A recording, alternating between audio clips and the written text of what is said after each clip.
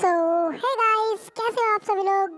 तो गाइस, आज मैं एक्सप्लेन करने जा रहा हूँ बुक ऑफ एस्पर के एपिसोड नंबर 357 को, जो कि आज सो काफी ज्यादा अमेजिंग होने वाला है। इसलिए पहले ही वीडियो को लाइक शेयर कमेंट सब कुछ ठोक डालिए। हमारा आज का ये वाला एपिसोड। तो इस एपिसोड की स्टार्टिंग में मास्टर हंगफू अपनी पूंछ को उठाते हुए कहता है, ज़ूफेंग, तुमने मेरी पिछली बाइट को तो डॉज कर लिया, लेकिन अब जब मैं तुम्हारे ऊपर और नीचे दोनों ओर हमला करूंगा तो तुम कैसे बच पाओगे। इतना कहकर के मास्टर हंगफू अपने पूंछ और अपने मुंह से दोनों से ज़ूफेंग के ऊपर हमला कर देता है, जिसकी वजह से वहाँ पे काफी ज्यादा गोल्डन कलर की रोशनी फैलने लगती है। तभी ये सब देख करके हमारी ल्यू क्लैन यानी कि ज़ूफेंग की पार्टी के सभी मेंबर्स, साथ ही रीजन स्टेट यानी कि मास्टर हंगफू के भी सभी मेंबर्स उसी ओर देख रहे होते हैं कि आखिर वहाँ पे ऐसा क्या हुआ है। अभी इसके बाद में अगले सीन में हमें मास्टर हंगफू को दिखाया जाता है, जो कि अपने अटैक को करने के बाद अपने हाथों की ओर देख रहे होते हैं। उनके हाथों में ज़ूफेंग नहीं होता है, वो पहले ही गायब हो चुका होता है। तभी मास्टर हंगफू ये सब देख करके हंसते हुए कहते हैं, ओह, मैं तो ऑलमोस्ट तुम्हारी इस स्किल को भूल ही गया था।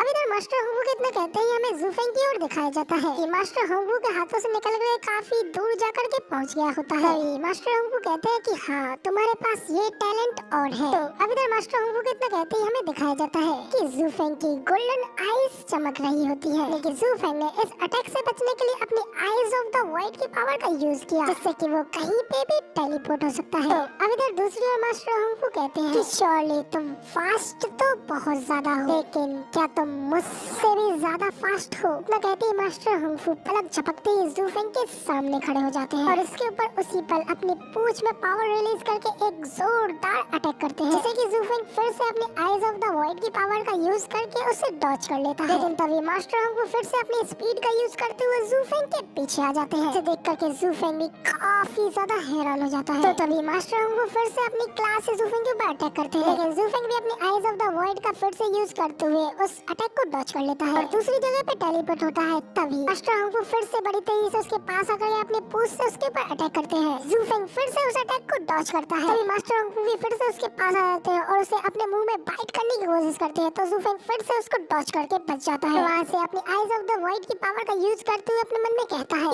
एक्चुअली मैं अब मेरी टेलीपोर्टेशन पावर को भी कैच अप कर पा रहा है। इसे देख करके तो अब मुझे ऐसा लग रहा है कि मेरी आईज ऑफ द वॉइड की पावर की प्रैक्टिस इसके अटैक से बचने के लिए काफी नहीं है। तो अब जब ज़ूफेंग इधर मास्टर हंगफू से बच करके निकल रहा होता है, मास्टर हंगफू फिर से उसके पीछे काफी करीब आते हुए उससे कहते हैं कि क्या बस यही तुम्हारी सबसे ज्यादा फास्टेस्ट स्पीड है। मास्टर हंगफू के इतना कहते ही ज़ूफेंग अपने 7th लेवल के स्पिरिचुअल बीस्ट पेंडम बटरफ्लाई के विंग्स को निकालता है और भी ज्यादा तेजी से वहाँ से उड़ने लगता है। साथ साथ वो अपने विंग्स की मदद से पीछे की ओर स्लीपिंग पाउडर भी छोड़ रहा होता है। इसके के बारे में मास्टर हंगफू को भी पीछे से कुछ पता नहीं चल पाता और वो कुछ पल के लिए उस स्लीपिंग पाउडर के इफेक्ट में आ जाते हैं। इस बात का फायदा उठाकर ज़ूफेंग बड़ी तेजी से पीछे की ओर मुड़ता है, अपने किलिंग के पंच से उसके ऊपर अटैक करते हुए कहता है कि यही मेरा अच्छा चांस है। इतना कहते ही ज़ूफेंग मास्टर हंगफू के चेस्ट पे एक जोरदार पंच मारता है, जिस वजह से मास्टर हंगफू भी काफी जख्मी हो जाता है और उसकी जोरों से चीख निकल आती है और ज़ूफेंग के पंच की पावर की वजह से वो पीछे की ओर काफी ज्यादा दूर तक धकेले जाते हैं। लेकिन फिर साथ ही थोड़ी और दूर तक धकेले जाने के बाद ही मास्टर हंगफू अपने आप को संभाल के अपने आप को कंट्रोल करते हैं और वहीं पर रुक जाते हैं और ज़ूफेंग से हंसते हुए कहते हैं कि ज़ूफेंग, फाइनली मुझे इतना ज्यादा ओपन पकड़ के भी तुम बस इतना सा ही कर पाए। हाँ, तुम्हारा वो पंच तो मेरे लिए बस एक चींटी काटने के बराबर जैसा था। तो इधर मास्टर हंगफू की ये बात सुनने के बाद ज़ूफेंग भी काफी ज्यादा इरिटेट और गुस्सा हो जाता है। फिर हमें दिखाया जाता है कि मास्टर हंगफू और ज़ूफेंग दोनों ही अपनी अपनी पावर्स को रिलीज करते हुए एक दूसरे के सामने अपना अपना स्टैंस लेकर के खड़े होते हैं और तभी हमें दिखाया जाता है कि कोई काफी ज्यादा दूर से उन लोगों के ऊपर नजर बनाए रखा होता है और वो कोई और नहीं बल्कि एम्पर के भेजे हुए ही सारे डिवाइन ड्रैगन्स होते हैं, जो कि एम्पर के कहने पे ज़ूफेंग और स्टेट लॉर्ड हंगफू की फाइट के ऊपर नजर रखने के लिए आए होते हैं। अभी उन सभी लोगों के साथ में आया शैडो किंग भी कहता है, सभी ने पहले ही महसूस किया था कि हंगफू टियान्युएन का रिबॉर्न यानी कि पुनर्जन्म हुआ है, लेकिन हम में से किसी ने भी नहीं सोचा था कि वो 9 ड्रैगन डायमंड बॉडी आर्ट को पूरी तरीके से ट्रेन कर लेगा। इसलिए अब ज़ूफेंग उसके सामने कुछ कुछ भी नहीं कर सकता। और अब अगर ऐसा ही चलता रहा तो मुझे लगता है कि रीजन स्टेट जल्द ही जीत जाएगा। तो इधर दूसरी ओर शैडो किंग की बात सुनने के बाद मिस्टर सीमा भी कहते हैं कि हाँ, अगर हमें पता होता तो हम पहले ही लू क्लैन को मदद दे देते, लेकिन हांगफू टियान्यू के पास एक बहुत बड़ी पोजीशन है और इससे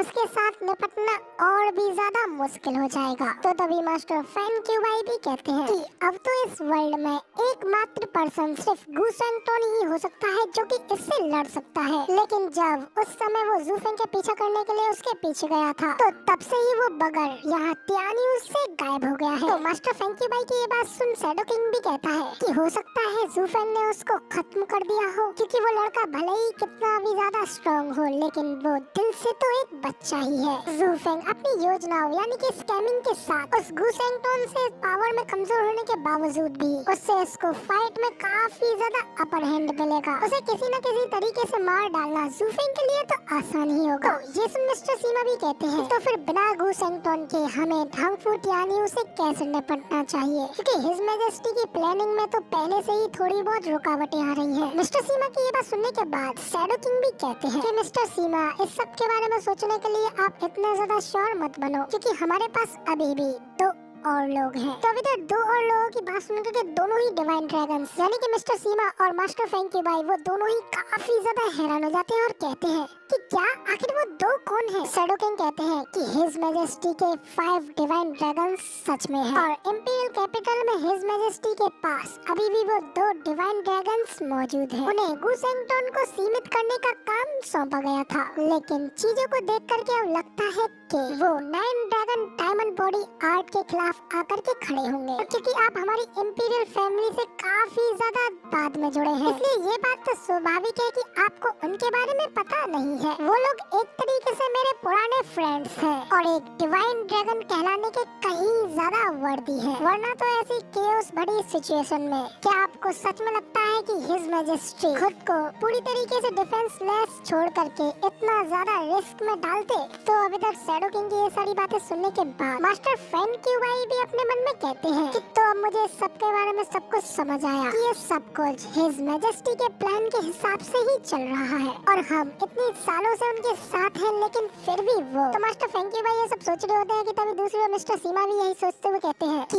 ये तो बिल्कुल ऑब्वियस है कि एम्पायर को हमारे ऊपर पूरी तरीके से ट्रस्ट नहीं है। तो अब इधर उन सभी लोगों के ये सब सोचने के बाद यहाँ पे सीन चेंज होता है और हमें फिर से जूफेंग और मास्टर हांगफू को दिखाया जाता है, जो कि अभी भी अपनी पावर्स को रिलीज करते हुए स्टैंस लेकर के एक दूसरे के सामने खड़े होते हैं। तभी हमें दूसरी ओर जूफेंग की ओर दिखाया जाता है कि एकदम गुस्से में अपने डार्क रेड ऑरा को रिलीज करता है और अपने क्लिंग के हैंड की पावर को और ज्यादा बढ़ाने लगता है। तो ये सब देखकर के दूसरी ओर मास्टर हांगफू भी हंसते हुए कहता है कि क्या तुम अभी भी अपनी हार नहीं मान रहे हो? अपने टाइम को बर्बाद करना बंद करो, मैं अब बिल्कुल इनविंसिबल हूँ। तुम चाहो तो स्ट्रगल कर सकते हो, लेकिन इस सब से तुम्हारी डेस्टिनी बिल्कुल भी बदलने वाली नहीं है, क्योंकि तुम्हारी डेस्टिनी तो मेरे हाथों से मरने के पहले ही लिख चुकी है और जूफेंग अब इससे बाहर निकलने का कोई रास्ता नहीं है। इतना कहकर के मास्टर हांगफू अपना मुंह फाड़ता हुआ जूफेंग के ऊपर अटैक करने के लिए आगे बढ़ता है। दूसरी ओर हमें जूफेंग को भी दिखाया जाता है, जो कि हंसते हुए कहता है कि आखिर तुमसे ये किसने कह दिया। इतना कहकर के जूफेंग अपने किलिंग इंटर्न और अपने डार्क ऑरा को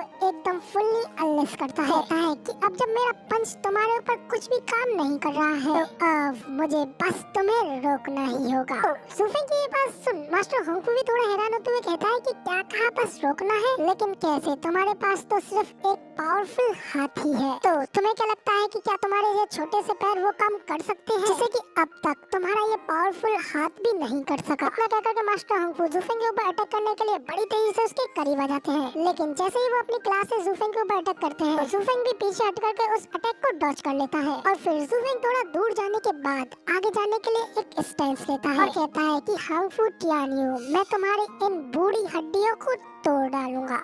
जूफेंग बड़ी तेजी से फुल स्पीड के साथ मास्टर हांगफू के पास आता है और एकदम बैडस लुक में अपने अटैक का नाम लेते हुए कहता है कि टेंजिबल प्रोजेक्शन सोअरिंग किलिंग लेग। जूफेंग इतना कहते ही जूफेंग का किलिंग वाला हाथ किलिंग के एक बहुत बड़े से पैर में कन्वर्ट हो जाता है, जिसके के अंदर से काफी ज्यादा पर्पल लाइटिंग भी निकल रही होती है और वो बड़ा सा किलिंग का पैर बड़ी तेजी से हार्मफुल टियानियों को दबाने के लिए बड़ी तेजी से उसके ऊपर आ जाता है। जैसे ही वो उससे टकराता है तो किलिंग के लेग के उस प्रेशर से हार्मफुल टियानियों के दवाई पूरे प्राण से निकल जाते हैं और तभी अगले सीन में हमें जमीन में एक बहुत बड़ा जोरदार धमाका दिखाया जाता है, जिसका का प्रेशर ऊपर आसमान तक रिलीज हो रहा होता है। और गाइस इसी के साथ हमारा ये वाला एपिसोड यहाँ पे पूरी तरीके से कंप्लीट हो जाता है। बाकी अब अगले हफ्ते को देखने को मिलेगा कि क्या हार्मफुल टियानियो पूरी तरीके से मर गया या फिर उसके अंदर अभी भी कुछ प्राण बाकी है।